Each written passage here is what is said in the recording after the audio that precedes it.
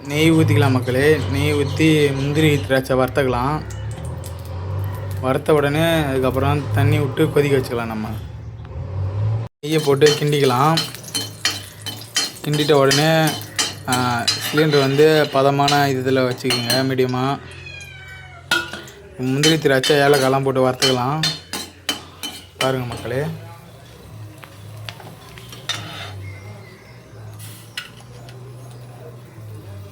நல்லா வாசனையாக இருக்குது மக்களே.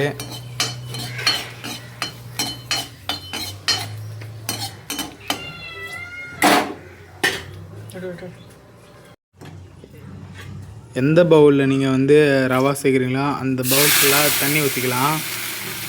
தண்ணி ஊற்றிட்ட உடனே நம்ம வந்து அளவாக தண்ணி வச்சிக்கின்னு ரவா போட்டு கிண்டிக்கலாம். கலர் வேணுன்னா கலர் ஆட் பண்ணிக்கலாம். உங்களுக்கு வேணான்னா ப்ளைனாக கூட இது பண்ணிக்கலாம்.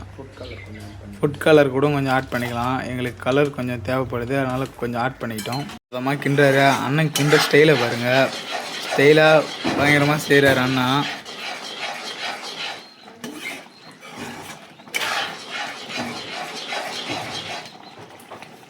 வந்துருச்சு பாருங்கள். அப்படியே எடுத்து நம்ம தட்டில் போட்டு நெய் ஊற்றணும்ல, அந்த தட்டில் அப்படியே ஆட் பண்ண வேண்டியதான். நெய் மெல்ட்டான தட்டில் நம்ம போட்டு எடுத்துக்கலாம். பார்க்கவே சும்மா அட்டகாசமாக இருக்குது. டேஸ்ட்டு ஹெவியாக இருக்கும் போல். பாருங்கள் மக்களே,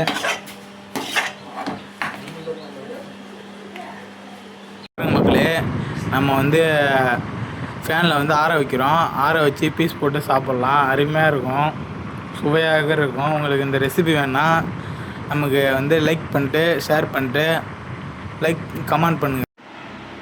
அதான் பாருங்கள் மக்களே, டேஸ்ட்டு ஹெவியாக இருக்குது, சூப்பராக இருக்குது. உங்களுக்கு வேணுன்னா ஒரு பீஸ் வேணால் கமெண்ட் பண்ணுங்கள்.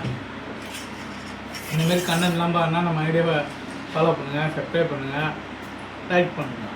பாய் பாய்.